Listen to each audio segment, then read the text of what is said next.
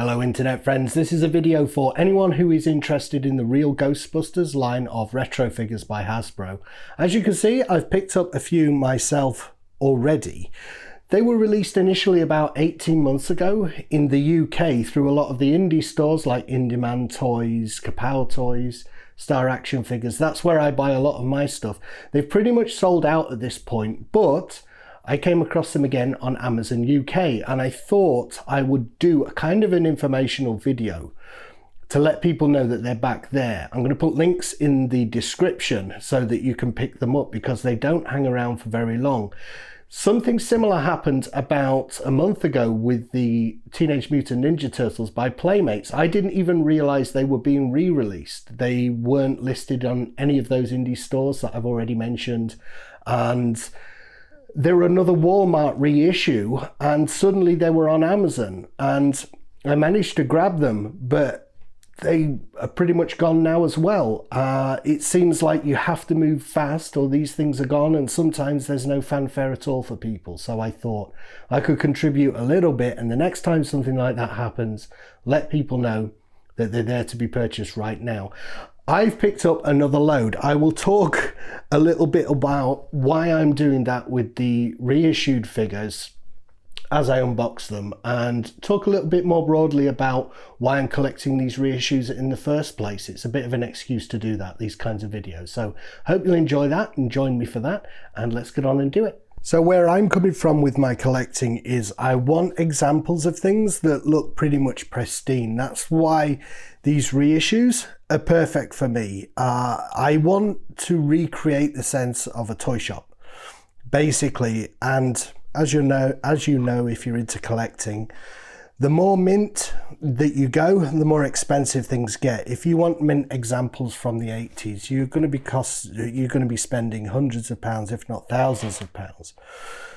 So when this craze for reissues seemed to take hold among the various companies that are responsible, it was perfect for me. It allows me to recreate what I had in mind without spending a huge amount of money. Now, in terms of the right or wrong of reissues, I think as long as they are clearly different enough to the originals that people are not going to be fooled and you're not trying to fool people, then I think it's a great thing, and it's a great option for people who don't want to really spend hundreds, thousands of pounds collecting. They are selling our childhood back to us, but I feel like, well, I wanted to play with them when I was a kid. As an adult, I want to display them. Now, the playing meant I took them out of the box and did different things with them. Now I want them from a different reason, so it doesn't upset me that I'm being sold the same thing twice. And I didn't look after it the initial time. I appreciate the artistry, and I want it to look kind of cool on the wall. That's the whole ethos for me. So reissues are a great thing from my point of view. In terms of unboxing this thing, this is the thing that worries me when it gets sent through Amazon. Basically just a big envelope, isn't it? And that can always get bent and dinged. I think this is going to be Egon. Even when the initial things were released 18 months, 2 years ago, that they started filtering through in the UK, Egon was rare. The example that I've got, you'll see here, these are the multi-language ones, the international versions. So different language for I Ain't Afraid of No Ghost. My favorite is Me me pas peu de fantômes. I like fantômes as the as the word for ghost. But let's see. I mean, I think it is, yeah, as I was saying, Egon seems to be the one for some reason. Like sometimes these things are short, they call it short packed, where they don't send an equal number in each box. So he seemed to be the rare one. And he is Amazon is really hard to understand how they are. Right, so that is initially, that is not what was sold to me. So now I have got the international version of each of the main 4 Ghostbusters, because the one that I had to pick up for Egon, like I say, was hard to pick up. I had to get the American version, which just has I think the name of the ghost in place of the multi-language translation there. I'm really happy with that. So I've got a set of all the international ones now. That makes me happy, but it was not what was advertised on Amazon. And if that's important to you, then be mindful, because it was what I think of as the American version, the single language version that names the ghost on there. So bear that in mind. Interesting. I'm annoyed that it's not what was. The packaging is important to people. So you're selling one thing, and that one, like I was saying, how Amazon works is kind of weird. Like, this was Amazon's choice thing, as if they had it in the warehouse. That was the one that they picked out. This is Amazon choice fulfilled by Amazon. And then the other 3 were being fulfilled by different retailers, these nebulous retailers that are out there somewhere, warehouses somewhere, that are not necessarily Amazon warehouses, they're other retailers. And he was 25 quid. So that's a big bump from the initial release for him. And the others were all around 17, which I think is a couple of quid up from what they were originally, but not too bad. But Egon has inflated. And like I say, he was the rare one when these initial re-releases came out. It's very, very strange. Now, I'll return to that point in a little while. Let's just have a look at what's come through here. They're not poorly packed. They're not brilliantly packed, but okay. So another Venkman, and again the international version. I mean, it makes sense. I'm in the UK, but again, not what was marketed. Cool, got that. I'm going to end up with one Egon. That I've got the one Egon that is the American version.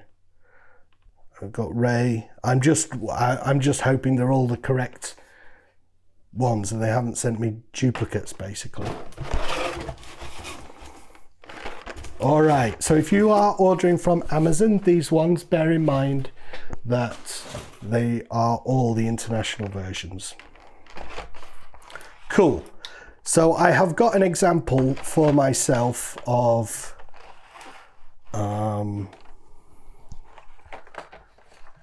sort of all the packaging being the same now that I've got that Egon. So yeah, it's kind of weird. It's not always what's described, but they are all there at the minute. And as I say, I'll put links up there if you want these versions.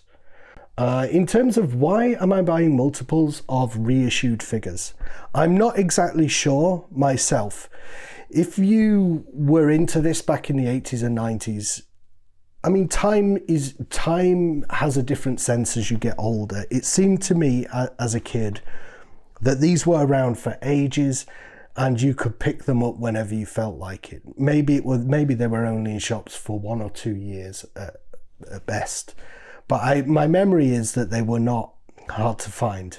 Although initially there was a mad craze on them. The only one I could find in Argos was Winston. All my friends got the others. My friend had Peter. I had Winston. Anyway, the point is that it's different now. There's this narrow window in which these things are available.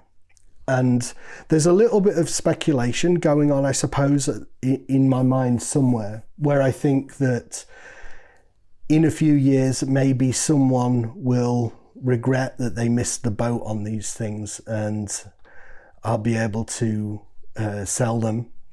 That's a possibility. They have a sense of rareness that the originals didn't have, that they're not going to be around for long. And I bet there are other people out there who want mint recreations of those toys that they remember. I'm not that unusual. I'm pretty sure that there will be other people out there who want them. And when I see them inflate in price so much, I feel like grab them now, because if the same thing happens with these reissues, which is a really, I mean, if you're talking about Transformers, those have been reissued in one way or another, even some reissued in the original packaging in the 90s. My brother was on it and kind of grabbed them when they did that. But they've been reissued in one way or another continuously. But this craze of reissuing things exactly as they were back in the day and trying to recreate them is a new thing, and we're not exactly sure what this stuff is going to do in the future. But I get the feeling that if there are collectors out there who want mint examples and don't want to go down the route of getting graded stuff that is costs an arm and a leg, this stuff might be something that they want in future.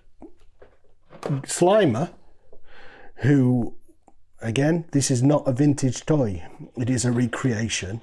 He was not any more expensive than the main guys, or not very much more expensive. I think he was the same price.